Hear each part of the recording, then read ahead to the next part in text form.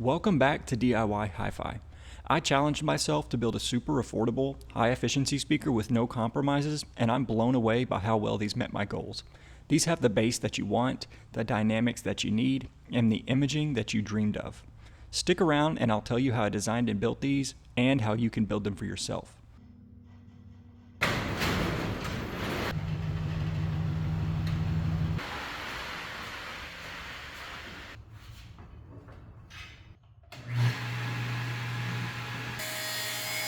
I'm going to start this build off like any other by breaking down my large MDF panels. One nice thing about these is that a pair can be made using a single 4x8 sheet. I not only wanted these to be cost effective, but also reasonably sized for the most use applications. So whether you're a mobile DJ or you're using them in your home theater, these should fit right in.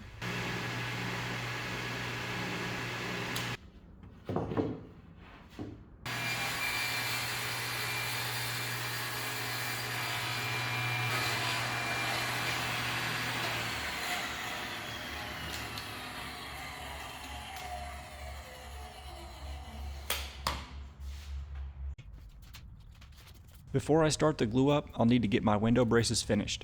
I'm going to keep them simple with a few large openings to allow air to pass through. This will keep the box nice and quiet and add rigidity.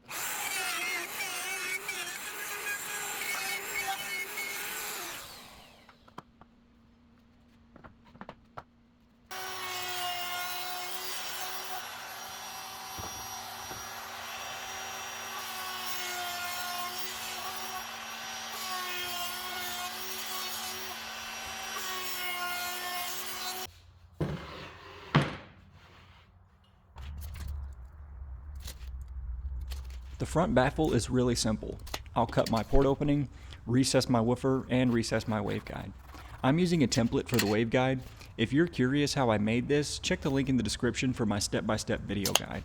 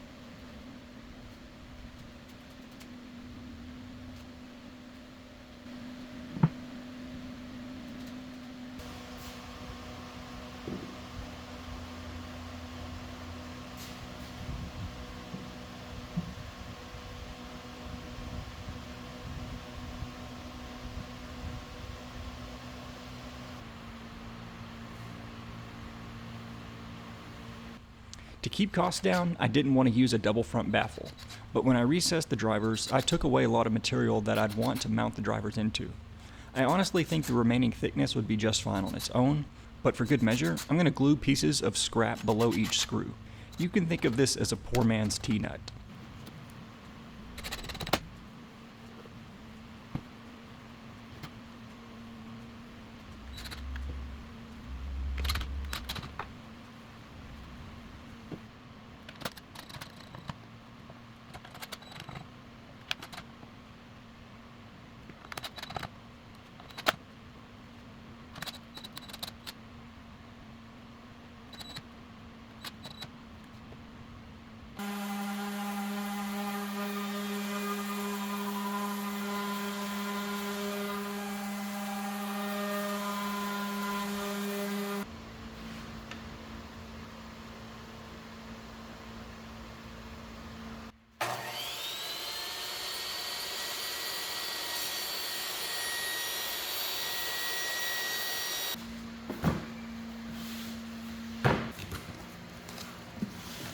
Let me go ahead and introduce the budget drivers that I've chosen.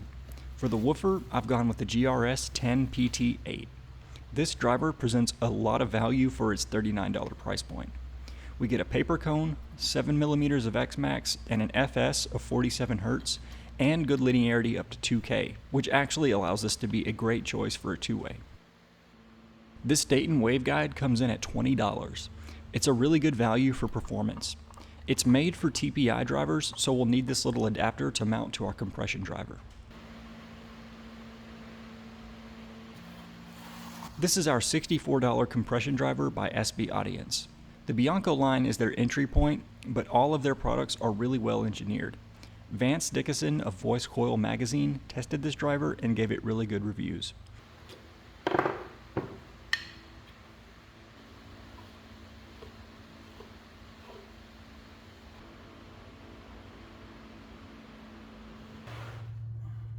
Before I glue my port into place, I'm going to run an impedance sweep to verify my tuning frequency and take some acoustical measurements.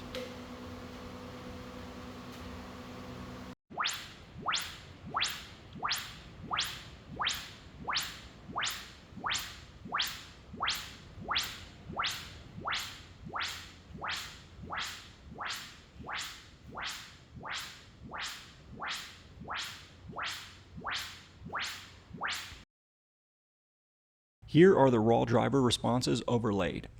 Pretty choppy, I know, but stick around and I think you'll be surprised how well I was able to get them to behave. My port tuning is right at 42 Hz. This gives us a little bump in the 80 to 100 Hz region and an F3 of 43 Hz anechoic. In room, you can expect extension into the mid-30s, and if you place them on the floor, you'll get even more bass reinforcement.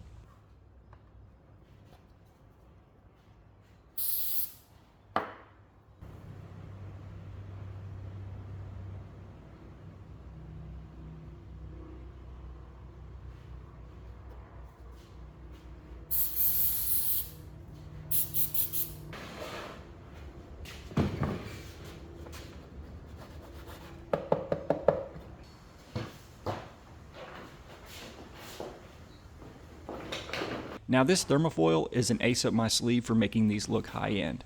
This is a commercial grade laminate that's meant to be heated and vacuumed down to door panels and other cabinet parts. A friend of mine gave me this, but I'll leave a few links in the description to where you can find this. One possible downside to laminates is that they can't be altered or repaired like traditional veneer, so you'll really have to get it right the first go.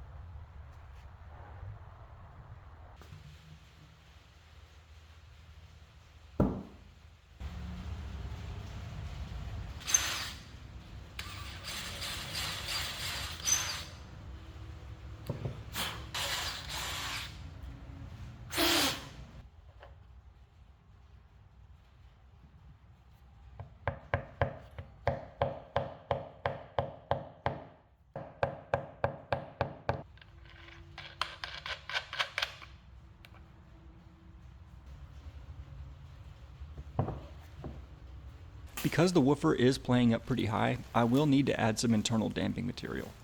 Ideally, things like rock wool work best, but since this is a budget build, I'm going with the mattress topper I picked up at a big box store.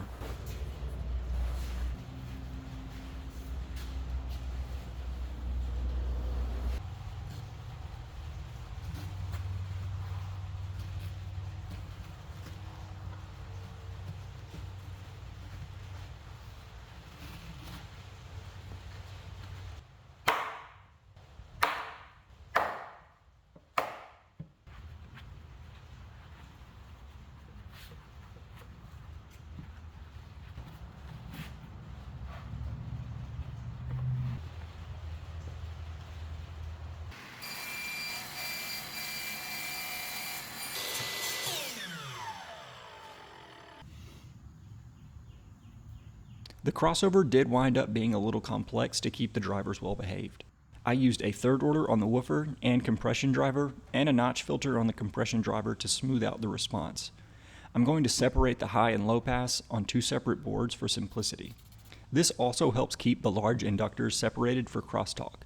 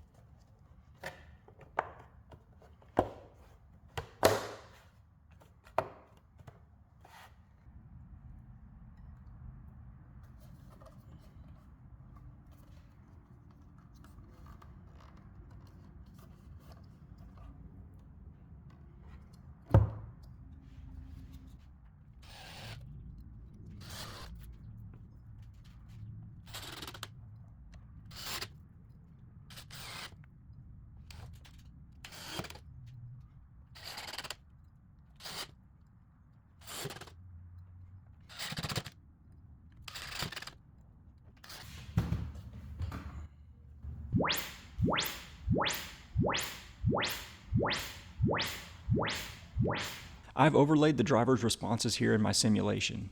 You can see I've crossed over right around 1300 Hz. Unfortunately, you can see the woofer's first breakup mode is right there at 800 Hz.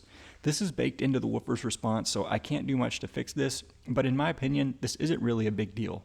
It's fairly high in Q and over a small bandwidth. The real measurements look pretty linear and balanced, and we've got good integration over the crossover point. The off-axis is nice and smooth for the best in-room response. The impedance is fairly high, so no issues with using these with an AV receiver. Minimum impedance is right around 6 ohms. I was pretty nervous when I set these up for the first time. I put a lot of work into the design and the data looked great, but the knowledge of how cheap these parts were still scared me. Thankfully, all my fears were washed away when I hit play. These are some of the most refined sounding speakers I've ever heard at any price point. The little hump in the bass really brings them to life. The mid-range is perfectly balanced without being forward or in your face. The upper ranges are smooth and detailed without being harsh or fatiguing like you might expect from a compression driver. The bass might be the most surprising for me. The low-end extension is really impressive. I would venture to say that for 90% of music, a subwoofer is optional. Currently, parts cost including 3/4 inch MDF is around $150 each, or about $300 a pair.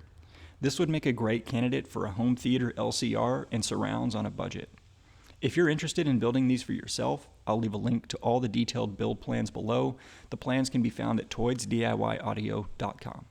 Thanks for watching, and I'll see you in the next one.